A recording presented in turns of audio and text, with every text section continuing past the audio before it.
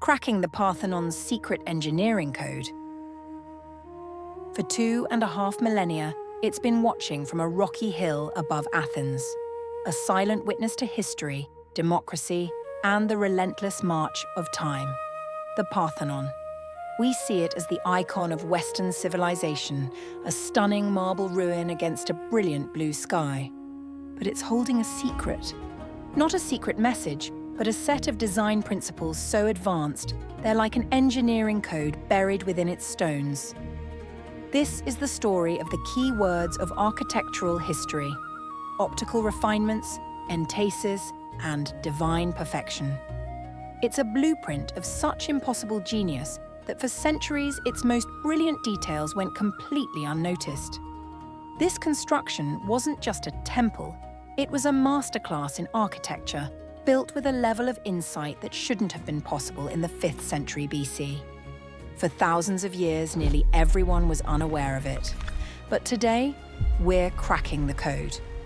How did the ancient Greeks bend the laws of math, physics, and even human perception to design and build? Perfection. Chapter 1. The Coded Message. The story of the Parthenon isn't just about ancient ruins. It's a historical thriller. It's an archaeological hunt for a series of brilliant solutions to seemingly impossible problems. The architects of this masterpiece didn't leave their instructions on papyrus. They wrote them into the very fabric of the building itself. And once you learn to read it, that code reveals a mind-bending understanding of the world. Put yourself in their shoes. The year is 447 BC. You have no power tools, no laser levels, and no computer models. Your cranes are powered by muscle and wit. And your mission? The goal is to construct a temple of unmatched size and beauty, utilizing 100,000 tons of solid Pentelic marble, situated on top of a 500-foot-tall hill. A temple so flawless, it would honor the goddess Athena herself and stand as an eternal testament to the glory of Athens. Any engineer today would tell you that's a monumental task, even with our technology. For the ancient Athenians, it was a challenge that bordered on divine. Every step, from the mountain quarry to the final roof tile, presented a puzzle that required a remarkable level of creativity. How do you quarry and move thousands of marble blocks, each weighing more than an elephant? How do you lift them hundreds of feet and place them with watchmaker precision? And the biggest mystery of all, how do you build a building that looks perfectly straight when the human eye is designed to trick you? These were the questions the builders faced. Their answers are our clues. By following them, we can unlock the engineering genius of the Parthenon. And our hunt begins right in the heart of Athens' golden age, with the men who dared to write this code in stone. Chapter 2. The Masterminds, Athens' Dream Team. To understand how, you have to understand why. Our story kicks off in the middle of the 5th century BC, a period known as the Golden Age of Athens. The city was at the peak of its power. A generation earlier, against all odds, the Greeks had fought off a massive Persian invasion. The Persians had burned Athens to the ground in 480 BC, leaving the sacred hill of the Acropolis a smouldering ruin. But from those ashes, a new Athens rose, more powerful and confident than ever. It became the head of the Delian League, an alliance of Greek states that quickly grew into an Athenian empire. And leading the way was a man with incredible vision and ambition. Pericles. Pericles was a statesman, a general, and a tremendous patron of the arts. He said Athens, the school of Hellas, had to do more than lead the Greek world. It had to inspire. So he launched a massive public building program, funded by the League's treasury, to turn the ruined Acropolis into the most magnificent citadel the world had ever seen.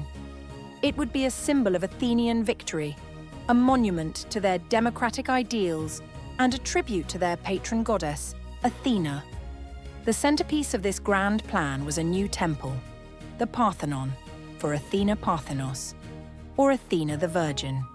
But a vision this big needs more than just one charismatic leader. It needs geniuses to actually build it. For this, Pericles put together a dream team, the men who would become the authors of the Parthenon's design. The chief architects were Ictinus and Callicrates. We know frustratingly little about them as people, but their work says it all. They were masters of geometry and structure, the technical wizards who would turn Pericles' vision into reality. Overseeing the whole artistic program, from the sculptures to the temple's sacred treasure, was a man whose name has echoed through history: Pheidias. Pheidias was arguably the greatest sculptor of the ancient world. It was his artistic eye, his demand for sublime, divine beauty in every detail, that would lift the Parthenon from a building to a timeless work of art.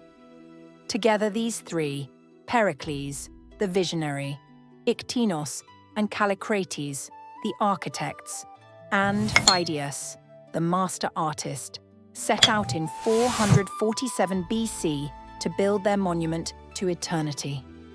They weren't just putting up a temple, they were making a statement in marble that would shout Athenian greatness for thousands of years. They knew their work would be studied and marveled at. And so they embedded within it a series of secrets, a masterclass in engineering for future generations to unravel. Chapter 3. Deciphering the first clue, the mountain of marble. Every great building project starts with its materials.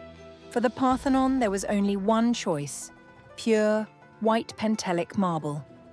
This fine-grained, crystalline stone, with its faint golden glow, was renowned for its beauty.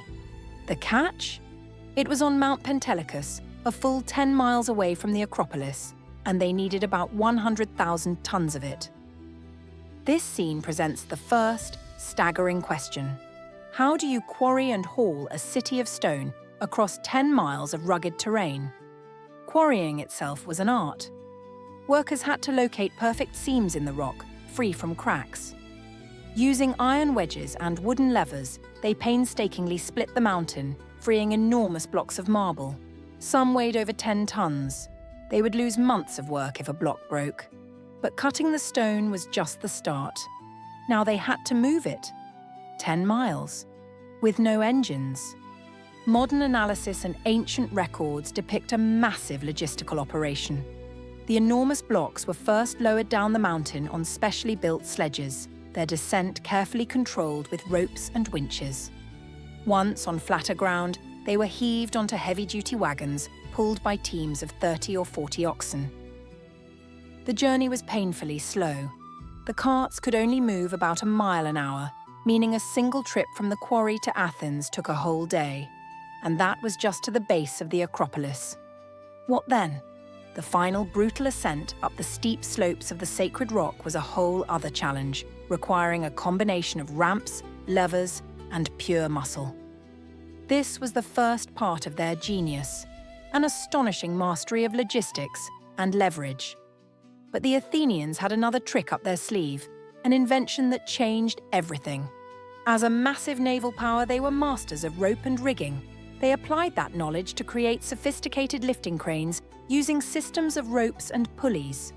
The pulley revolutionized the field. By arranging multiple pulleys into a compound system, they could multiply the force of a single man. A small crew could lift a multi-ton block of marble high into the air with a sophisticated crane. This equipment was the secret weapon that let them build at a pace that stunned even their contemporaries. The historian Plutarch, writing centuries later, marveled at how quickly the Acropolis was built, saying it seemed impossible yet was created with a grandeur meant to last forever. In just 9 years, the main structure was finished. A mountain of marble had been tamed, transported, and lifted. The first part of the code was written. But the next secret was far more subtle and much more brilliant. It was a solution not for a problem of physics, but for a problem of perception, a secret that lay hidden in plain sight for 2,000 years. Chapter 4. The Secret of the Curve, Engineering Perception. Ever looked at a large, perfectly rectangular building from a distance, or stared down a long, straight road? You might have noticed a weird trick of the eye. Long horizontal lines, even if they're perfectly straight, seem to sag in the middle, and tall vertical lines like columns can look thinner in the center. To the human eye, geometric perfection looks flawed. The architects Ictinus and Callicrates knew this. They knew that if they built a temple with perfectly straight lines and right angles, it would look distorted, weak, and droopy. And that was completely unacceptable for a building meant to embody divine harmony and strength. It was as if they were battling not with stone, but with the very limits of human sight. Their solution represents the most profound secret of the Parthenon. If perfection looks imperfect, they figured, then maybe true perfection could only be achieved by building with calculated imperfection. So they made a radical choice. The Parthenon would have almost no straight lines at all. This is the secret of the Parthenon's optical refinements. Take the foundation. The platform the temple rests on isn't flat. It actually curves upward toward its center. On the long sides, the center is about 4.3 inches higher than the corners. It's a massive, subtle arc that perfectly counteracts the illusion of sagging, making the base of the temple appear flawlessly level. That curve is then carried up through the whole building. The structure resting on the columns mirrors the curve of the platform below.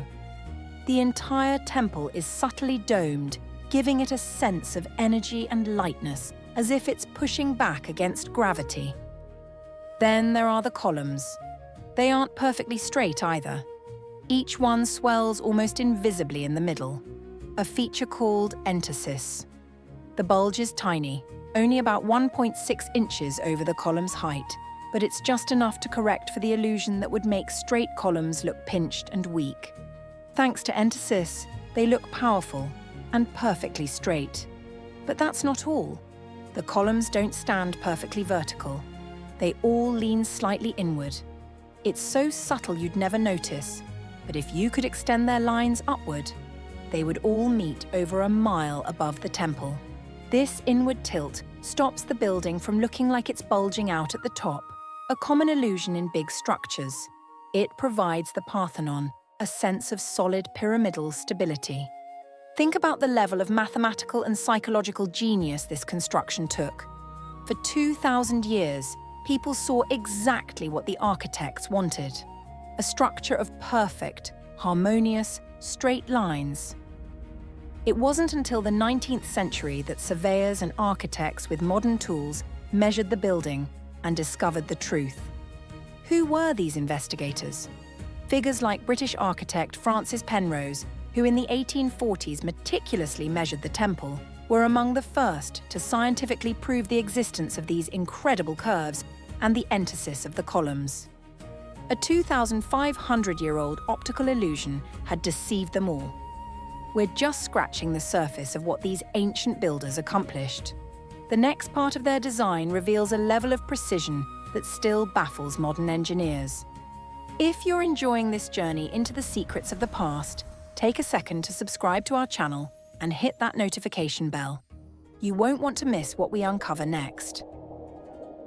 Chapter 5. The Final Inscription, the Code of Precision. The architects had solved the problems of logistics and perception, but now came the final, most intricate challenge: assembly. How can one unite thousands of individual marble pieces into a single structure with a precision that, in certain locations, reaches a mere fraction of a millimeter? And how do you do it with no mortar or cement to hold the stones together? This algorithm is the final part of the Parthenon's code, a testament to almost superhuman craftsmanship. Each massive marble block and column drum was finished on site. The process was painfully slow. Masons would coat the joining surface of one block with red powder. Then, they'd lower the next block onto it. When they lifted it back up, the red powder would mark the high spots, the tiny imperfections where the stones touched. Using chisels and abrasive sand, the masons would grind these spots down, millimeter by millimeter. They'd repeat the process over and over until the two surfaces fit together so perfectly they formed a near-seamless join. The result is mind-blowing. In many parts of the Parthenon still intact today, you can't slide a piece of paper or even a human hair between the massive stone blocks. They are held together by nothing more than their own perfect fit and gravity. This precision was essential to spread the building's weight evenly. To further secure the structure against tremors, the builders used H-shaped iron clamps hammered into grooves and sealed with molten lead. The lead protected the iron from rust and provided a bit of cushioning, an unintentionally brilliant method of earthquake resistance. The man who has spent a lifetime rediscovering these techniques is Manolis Korres, the architect who has led the modern restoration. His forensic study of the original tool marks and joints has revealed just how sophisticated these ancient builders were. This dedication to perfection wasn't just structural, it was philosophical. Pheidias, the master sculptor, demanded the same fanatical attention to detail. The Parthenon was covered in sculptures, 92 panels depicting mythological battles, and a continuous 525-foot-long frieze showing a procession of the Athenian people. And here's the incredible part. Even the sculptures on the back of the pediments, the sides pressed against the wall where no human was ever meant to see them, were finished to an incredible standard. Why? For the Greeks and Pheidias, this work was not intended for mortal eyes. It was an offering to the gods. And for a god, nothing less than absolute perfection would do. Finally, there was the treasure at the temple's heart, the colossal 40-foot-tall statue of Athena Parthenos, crafted by Pheidias himself. Made of a wooden core covered in gold plates and ivory, it was a wonder of the ancient world. Recent digital reconstructions by archaeologists like Juan de Lara have revealed one last theatrical secret. The temple's interior was kept deliberately dim, but the doorways were designed to channel a dramatic beam of light that would strike the golden statue, making the goddess appear to miraculously glow in the sacred darkness. This feature was the final signature on their masterpiece, a temple built with the strength of a fortress, the precision of a clock, and the soul of a work of art. Conclusion. The Golden Age of Athens was brilliant but tragically short. Just 7 years after the Parthenon was completed, the devastating Peloponnesian War against Sparta began. Athens eventually lost its empire and its wealth. Pericles himself died from the plague early in the war. And yet, the Parthenon endured. For 1,000 years, it was the temple of Athena. Later, it became a Christian church, then a Catholic cathedral, and finally, an Ottoman mosque. It's been rocked by earthquakes, looted for its art, and famously, in 1687, catastrophically damaged when a Venetian cannonball hit a Turkish gunpowder store housed inside. But it still stands, battered, broken, but unbowed. It is a testament to its remarkable resilience. The design principles that Ictinus, Callicrates, and Pheidias embedded in its marble, the mastery of logistics, the revolutionary cranes, the sublime understanding of optical illusion, and the obsessive pursuit of precision, are the reason it's still here. It's a design that has been studied by architects for centuries, from Roman engineers like Vitruvius, who first wrote about these principles, to the modern restoration teams who work to preserve it. The Parthenon encompasses much more than just a collection of age-old stones. It's a testament to a moment when ambition, art, and engineering came together to create something timeless. It is a story, a puzzle, and a lesson written in marble. Even after 2,500 years, this ancient code continues to fill us with wonder and teach us the true meaning of genius.